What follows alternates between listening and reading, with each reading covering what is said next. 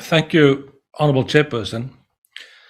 Honourable Chairperson, colleagues, this motion is brought to the House this afternoon by the Honourable Member Sheikh Imam. And he followed his motion with a speech in which he launched a very strong attack on Israel and the state of Israel. He was then followed by the ANC spokesperson as well as the spokesperson from the EFF. Now, I was wondering if the Honourable Sheikh Imam has ever visited the state of Israel. I was wondering if he visited the West Bank, if he's been to Ramallah, if he's been to the Gaza Strip, if he's been to Israel and see for himself what is Israel all about. The attack that he launched on the state of Israel are all the cliches that we have become used to. Now, the tragedy is that Israel bashing and these kind of attacks on Israel are so yesterday. They are so out of line with what's happening in the international community. And that's a tragedy also in terms of our own foreign policy and the discussions that we're having with regard to Israel. And with this kind of approach, South Africa has relegated ourselves in terms of foreign policy to the absolute periphery of what's happening internationally with regard to the state of Israel. Because if the Honourable Sheikh Imam is familiar with what's happening in the state of Israel, he will be aware that there are Palestinians in the Israeli Defense Force. He will be aware that there are Palestinians elected to the Parliament of Israel. He will be aware of the Abraham Accords. The Abraham Accords were referred to. A number of Muslim states have moved beyond this debate.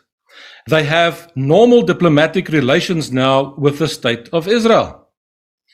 We are not going to assist Israel, and what we must perhaps understand and realize is the following.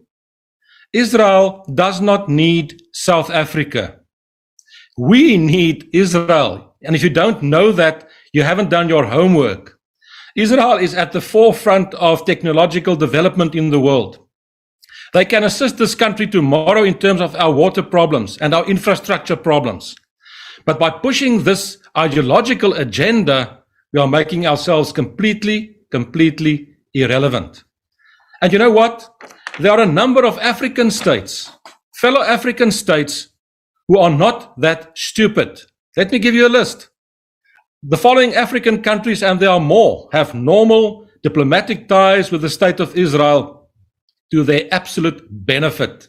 Angola, Cameroon, Chad, Congo-Kinshasa, Egypt, Equatorial Guinea, Ethiopia, Ghana, Ivory Coast, Nigeria, Zambia, and there are more. My honest appeal is that South Africa should wake up, that we should understand what's happening internationally. The international community has moved beyond this debate, and Israel and the Palestinian world as well.